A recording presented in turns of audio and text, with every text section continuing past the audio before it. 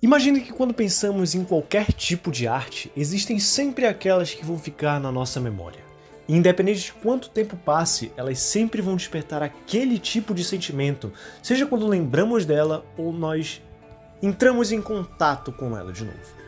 E o curioso disso é que nem sempre essas obras são necessariamente boas em questão de qualidade, mas devido ao período que você experienciou ela simplesmente foi um divisor de águas para sua vida. Isso inclusive é muito comum para filmes que a gente viu na infância, que na verdade eles não eram tão bons assim, mas eles foram muito marcantes na nossa vida. E com jogos não é diferente. Imagino que para cada pessoa que ama esse estilo de arte, tem aqueles em específico que simplesmente marcaram completamente a sua vida. Aqueles que para você é a definição perfeita do que é um videogame. Aquele que lhe despertou aquela paixão e que você nunca mais foi o mesmo depois de experienciar aquilo. E que certamente, enquanto eu estou falando sobre isso aqui, você já mentalizou essa obra na sua cabeça. E foi justamente pensando nessa questão de jogos que me marcaram que eu decidi fazer esse vídeo aqui. Que também tem um tom bem mais pessoal, onde eu vou dizer sobre as minhas experiências. E também comentar sobre o que eu acho de videogame no geral, afinal, o meu canal gira em torno disso, basicamente. Não apenas isso, mas principalmente isso. Então, muito bom dia, boa tarde ou boa noite, e muito prazer, eu sou o JVSPM e seja bem-vindo a mais um vídeo aqui nesse canal, onde eu falo sobre coisas que eu considero interessantes como jogos, filmes, livros, séries e por aí vai.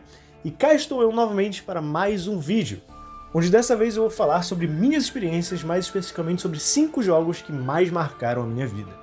E antes da gente passar logo pro vídeo, eu tenho que dar uma justificativa para vocês, afinal a gente passou 2 semanas aqui sem vídeo. E a justificativa é literalmente o tempo. Aconteceram algumas coisas, eu não consegui gravar, e também ficou difícil a questão da edição, tanto pra mim quanto pro Akinori, que é quem comumente edita os vídeos aqui do canal. Mas as coisas voltaram ao normal, o conteúdo volta a ser um a cada 2 semanas e os shorts voltaram. Se você acompanha o canal aí, sabe que tem um de Pokémon que já saiu. E eles vão continuar saindo 3 por semana se tudo der certo. É isso aí. Agora, sem mais enrolações, vamos pro 5º jogo que mais marcou a minha vida. E abrindo aqui esse top 5, esse daqui é um jogo que fez parte da minha vida e eu sinceramente amo ele com toda a paixão. No caso, essa franquia, né, que eu posso dizer aqui. E eu me refiro, é claro, a Gears of War. Uma franquia que na verdade eu pouco citei aqui nos vídeos do meu canal, mas na verdade eu amo ela de coração. Eu joguei basicamente todos os jogos. Ok? Todos. E todos, zerei todos. O primeiro, o segundo, o terceiro jogo, Judgment, o 4º, o 5º, o Tactics, e estou no aguardo para Gears of War E-Day, que eu estou extremamente animado. E se for para eu escolher um aqui para botar nessa lista, definitivamente eu escolho Gears of War 3. Eu acho que esse daqui é um daqueles casos onde a trilogia ela é excelente do início ao fim. O encerramento de arco de diversos personagens, como por exemplo do próprio Dominic Santiago, que, cacete, a história dele é muito, muito trágica. E se você não conhece Gears, em resumo, seres humanos vivem em outro planeta depois da Terra ter ido pro cacete. E esse planeta se chama Serra. E durante muito tempo os seres humanos viveram aqui em bastante harmonia, e aí teve um bagulho, uma energia, um petróleo desse planeta que eles começaram a usar. Só que esse petróleo na verdade era uma coisa muito mais além disso, e também tinha outro fator, dentro de Serra meio que existiam muitas criaturas que viviam debaixo da Terra. Só que elas viveram escondidas, e o uso desse petróleo meio que contaminou o interior do planeta, fazendo com que essas criaturas tivessem o seu mundo, o seu habitat, completamente devastado, meio que forçando elas a saírem, e é assim que começa a invasão Locust. Claro, existem muitas coisas aqui nessa pequena sinopse, que são da trilogia principal, né, da clássica, mas que meio que foram alteradas nos jogos posteriores, que eu amo eles, inclusive, eu acho excelentes.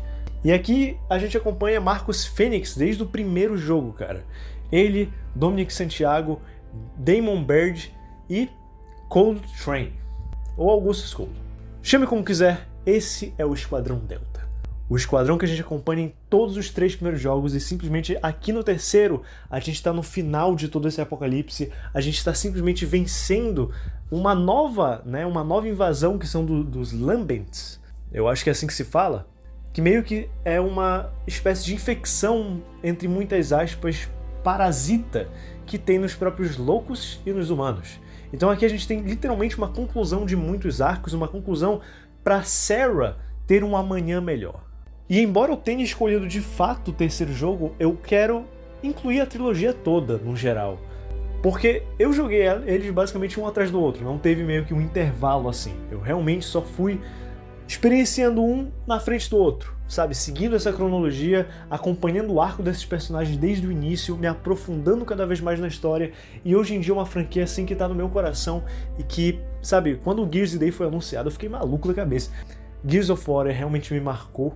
E eu acho que talvez o principal motivo, além dos personagens, que eles são extremamente clássicos, são extremamente carismáticos e funcionam muito bem, cara, toda a história deles, eu acho que foi pelo quesito do mundo, que eu acho a proposta de Gears of War muito interessante também. O lance do planeta ser infestado, a gente não saber dessa infestação e, de certa forma, a culpa de tudo isso que está acontecendo é dos seres humanos vivendo ali, que invadiram esse lugar, né?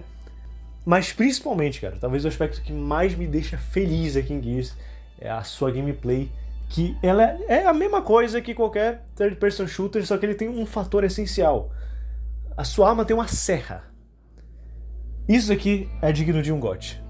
E no geral, novamente, mesmo eu citando aqui que esse é o jogo que eu escolhi para botar no top 5, de fato, se você for jogar a trilogia, jogue todos eles, porque pra mim a experiência completa é jogar os 3 jogos e chegar nesse final aqui maravilhoso, que termina de uma forma majestosa, cara. É impressionante, é uma coisa muito bem fechada, muito bem trabalhada. Que embora tenha sua continuação, elas também são boas histórias, tá? Gears of War 4 e 5 são jogos excelentes com uma história muito boa. E por mais que de certa forma eles tenham desconstruído o final do terceiro jogo, novamente, eu acho que isso não destrói a experiência, muito pelo contrário. Eles continuaram a história, mas de uma forma que funciona, na minha visão pelo menos. Mas enfim, esse daqui é o meu top 5 Gears of War. Se for pra eu escolher um, o 3. E é isso aí. Vamos pro próximo. Se nós pensamos em jogos de super-heróis, é claro que a franquia Batman Arkham ela vai ter que vir na nossa mente. É impossível você desassociar o que essa franquia fez desde Batman Arkham Asylum ao cenário que nós temos atualmente. Existe um antes e depois de Batman Arkham Asylum. E é claro que esse jogo tinha que estar aqui. Foi a obra de videogame que eu simplesmente mais zerei na minha vida, sério, ao ponto de eu literalmente decorar cutscenes e a ordem das missões. Eu jogo isso daqui quase no automático, e é claro que eu tô me referindo a Batman Arkham City, tido por muitos, ou melhor, pela maioria na verdade, como o melhor de toda essa franquia. E eu sinceramente não consigo discordar. Na verdade, se você pegar qualquer jogo aqui e dizer que é o melhor, eu não vou conseguir discordar de você. Cada um é o melhor em determinado aspecto, e isso é estranhamente bizarro, mas excelente. Mostrando ainda mais como a Rocksteady ela fez um trabalho impecável e que, sabe, envelhece como vinho. É de fato impressionante. Esse jogo aqui, na verdade, é uma sequência de Batman Arkham Asylum direta, basicamente, que mostra muitas consequências dos eventos que a gente viu no primeiro jogo, mas também com novos dilemas, um novo vilão principal. Quer dizer, o vilão principal segue sendo Coringa, mas outro vilão principal. Em meio a uma cidade, uma parte de Gotham, na verdade, que foi fechada com uma prisão a céu aberto. Sendo essa o que dá nome ao jogo, Arkham City. Isso daqui, na verdade, é uma das melhores histórias que a gente tem do Batman envolvendo qualquer mídia. Talvez não chegue no pódio dos quadrinhos que a gente tem, ou até mesmo de filmes, mas sem dúvidas é uma das mais memoráveis e mais bem feitas. Principalmente porque respeita não apenas o Batman, mas como toda a sua mitologia no geral. Ela não descaracteriza necessariamente nenhum vilão ou personagem. Tem as suas liberdades criativas, óbvias, assim como qualquer obra, mas cria, a partir desse universo, tudo o que a gente sempre quis ver em um jogo do Homem-Morcego. E engraçado que eu dou essa descrição, mas dá pra ser usado em qualquer jogo da saga. Que franquia linda! Com exceção de Esquadrão Suicida. Esse jogo é terrível. Enfim, voltando. E o que me marcou nesse jogo foi justamente essa beleza envolvendo o Batman e toda a sua mitologia. Eu tenho um carinho enorme pra DC, honestamente prefiro do que a Marvel, embora eu também goste da Marvel, deixando isso daqui bem claro. Mas a DC me tem mais. E toda essa questão da história foi um dos jogos que eu joguei na minha infância e até hoje, toda vez que eu rejogo, a emoção ela volta. É uma coisa incrível. Uma jogatina obrigatória pra fã de jogos, fã de super-herói, fã de DC, fã de Batman, fã de tudo. Vai gostar disso daqui. Mas eu acho que de todos os elementos, o que mais fica na minha cabeça quando eu lembro disso daqui é a ambientação desse jogo. Isso daqui é sacanagem. Arkham City é um lugar onde cada rua tem algum detalhe, tem alguma referência ao universo do Batman que vai ficar na sua cabeça. Não só do Batman, né? DC no geral, referência a super-heróis de cacete. E eu acho isso daqui fenomenal, cara. Eu lembro que eu ficava vendo aqueles vídeos de, sei lá, 200 easter eggs em Batman Arkham City. E eu ficava em choque, perplexo, vendo cada referência, cara. E cada historinha por trás daquele detalhezinho que tá numa rua, que nem precisava estar ali. Não fazia diferença aquele bagulho tá ali, mas tá. É um carinho enorme colocado pelos desenvolvedores desse jogo, que me faz ter saudade de um Batman Arkham City nos tempos atuais. Eu sei que tem rumores aí, inclusive meio que uma confirmação por parte de um dos atores de Batman Arkham Shadow, que eles estariam gravando um novo jogo. E honestamente, que seja excelente, que tenha o carinho e o amor que essa franquia teve durante muitos anos. E eu honestamente estou confiando que vai ter, justamente porque Batman Arkham Shadow foi um excelente jogo, e que mesmo sendo para VR, o que limita muito o alcance que ele tem, ele ainda furou a bolha, cara. E isso foi impressionante. Então estou completamente confiante no que pode acontecer. E aqui nesse jogo, Batman Arkham City, eu quero deixar claro que eu também posso estar me referindo a toda a franquia, mas Arkham City é especial porque foi o que eu mais zerei. O jogo que eu mais zerei no geral, tá? Não só envolvendo a franquia Arkham, mas no geral é o jogo que eu mais zerei na minha vida. Então esse aqui é uma obra-prima absoluta, recomendo pra todo mundo, e vamos aí pro número 3. Agora sim o top 3 no geral. E agora, começando o top 3, aqui está um dos jogos que simplesmente eu fiz um vídeo aqui no canal, Hellblade: Senua's Sacrifice. Essa daqui é uma daquelas experiências que é muito difícil descrever como ela foi pra mim. Simplesmente eu cheguei nesse jogo sem saber absolutamente nada sobre ele, só vi numa promoção no Nintendo Shop, peguei, abri, o jogo disse pra eu botar um fone, botei o fone e fui jogar. E simplesmente existe uma definição de videogame pra mim antes e depois de Hellblade. Parece que passou muito tempo sem que eu achasse graça em nenhum jogo, depois que eu vi isso daqui, sabe? É algo assim, diferenciado. E mesmo que esteja no top 3 de jogos que mais marcaram, foi a experiência de videogame, experiência imersiva, mais impactante de toda a minha vida.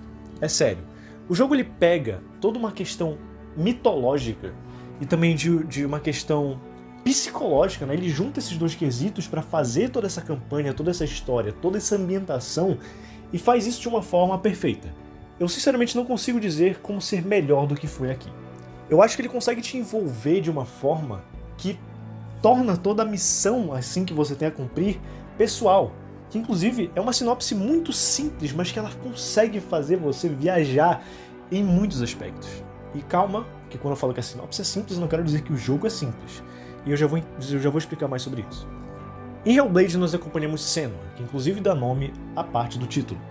E com ela nós temos uma simples, entre muitas aspas, simples, né, missão. Reviver o seu amado chamado Dillion, que foi morto durante um sacrifício em seu vilarejo. O homem que lhe apresentou o que é amor, que lhe apresentou o que é compaixão, mesmo em um mundo completamente sombrio. A esperança que ele transmite a ela a faz viajar entre muitos lugares e inclusive indo até Helheim, se propondo a derrotar ela só para reviver o seu amado. Isso aqui é uma jornada de amor, dor, luto e também esperança. Mas principalmente sobre aceitação.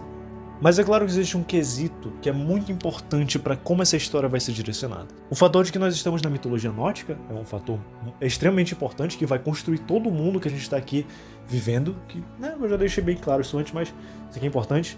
Mas também eu acho que o fator mais importante ainda do que a questão mitológica é o fato de que Senua possui esquizofrenia. E isso vai moldar toda a sua experiência. Você vai escutar vozes, você vai ver coisas que não existem, a realidade muda de acordo com como estão as emoções de Senua, e tudo que você vê ou vivencia pode ou não ser real.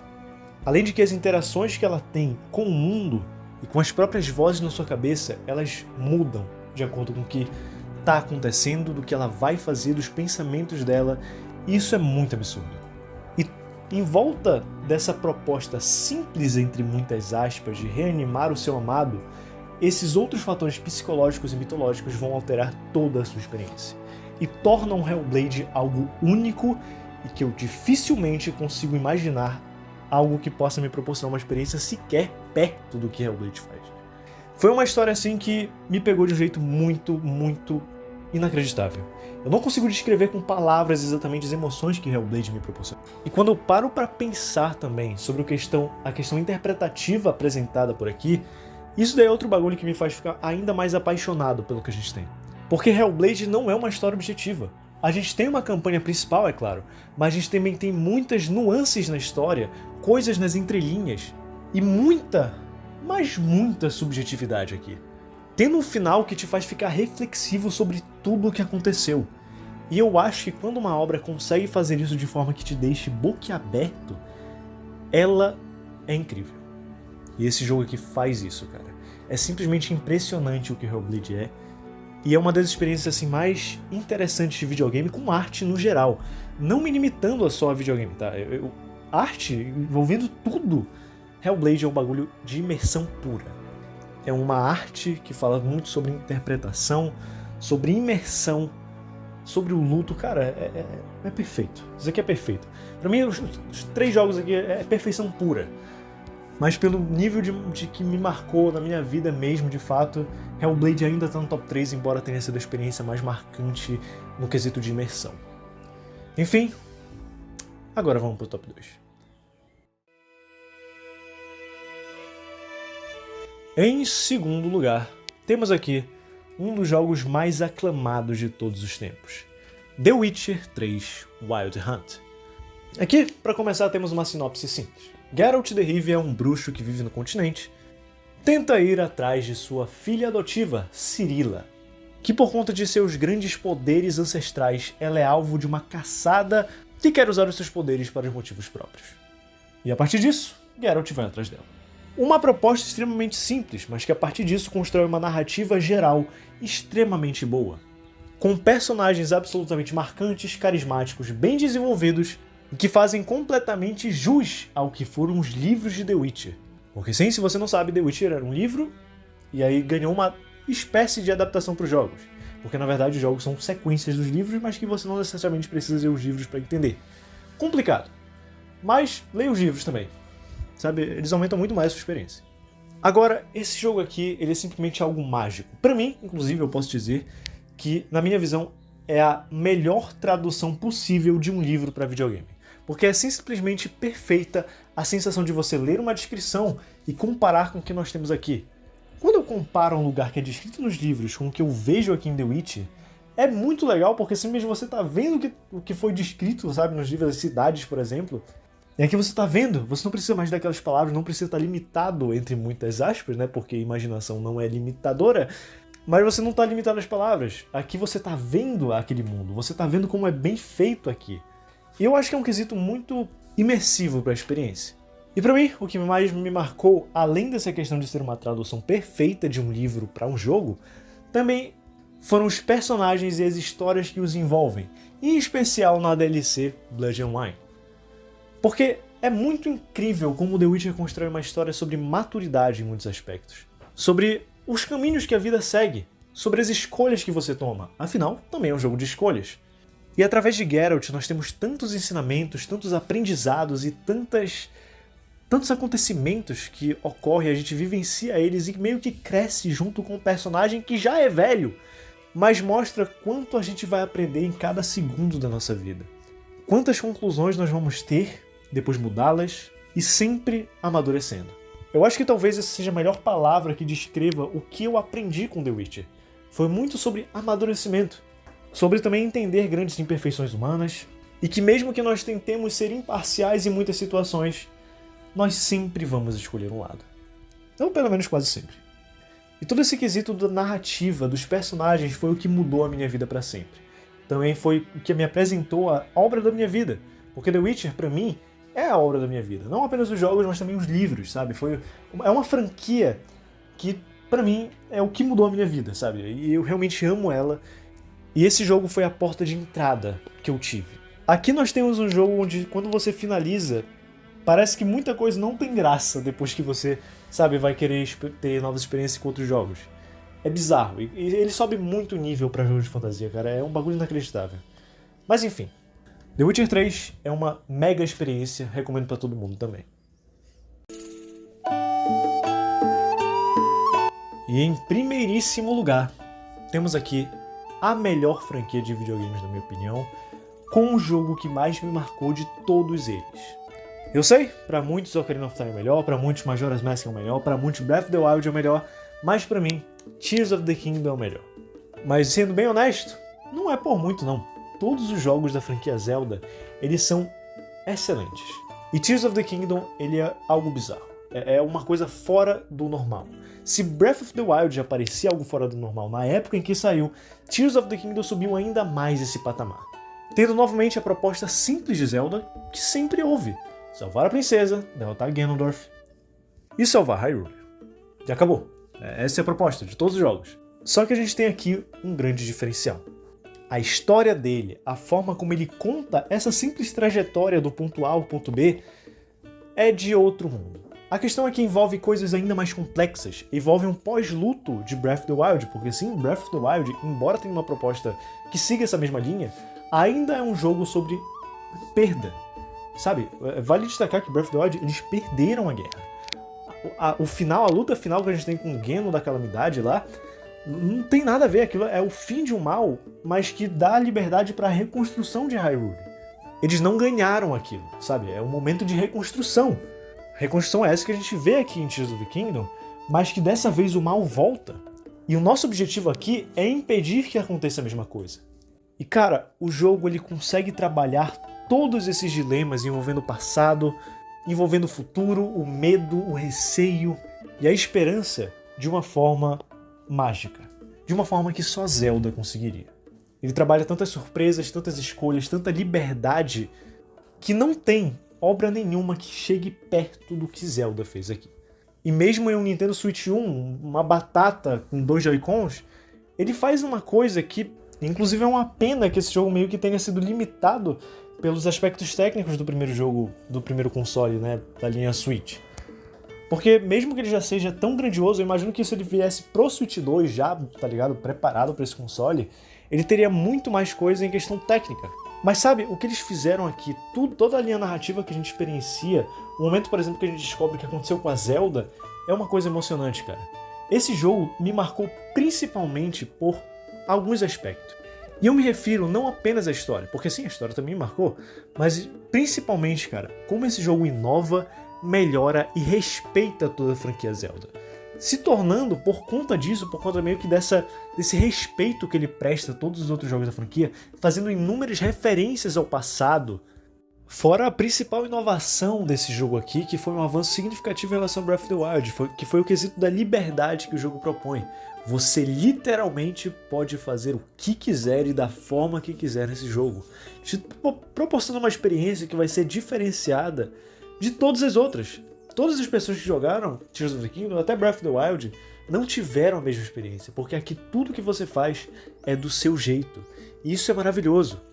E por conta de todos esses fatores se tornou o meu favorito da franquia. E honestamente, compreendo quem não acha e compreendo quem acha outro Zelda melhor. Porque na minha visão, na verdade, toda a franquia Zelda estaria em primeiro lugar aqui, tá? O top 1 é Zelda no geral, assim como o top 4 lá foi Batman, a franquia Arkham no geral, aqui é Zelda no geral. Mas se for pra escolher um dos Zeldas, seria o Tears of the Kingdom. Foi literalmente o único jogo que eu madruguei pra quando liberasse, eu já conseguisse jogar na hora. Porque eu tinha feito a pré-venda, né? E cara, eu tava tão animado. E foi fenomenal, foi uma experiência assim incrível. E que na minha visão, o único jogo que pode tirar Tears of the Kingdom desse top 1 é só o próximo Zelda. E bom, depois daqui eu dizer o meu top 5 jogos mais marcantes, venho aqui me despedir de vocês do vídeo de hoje. Mas eu peço que, por favor, comentem também as suas experiências, porque esse vídeo aqui foi um compartilhamento das obras que me marcaram, e eu tô curioso, qual foi o seu top obras que marcaram a sua vida, sabe? Conte mais sobre a sua experiência, como eu contei sobre a minha. Videogame é um tipo de arte que eu amo tanto e eu sei que muitas pessoas também amam, e deve ser apreciada. É uma pena que a indústria esteja do jeito que está hoje, com muitos jogos sendo mais produtos do que de fato arte, mas ainda assim, não apaga todas aquelas que já existem e marcaram as nossas vidas. Então, por favor, comente e compartilhe aqui sua experiência. E, no mais, muito obrigado por ter visto o vídeo até aqui.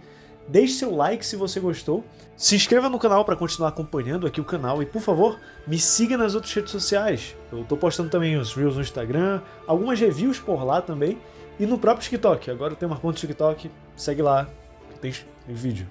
É isso aí. Então, no mais, meus amigos, até a próxima e tchau.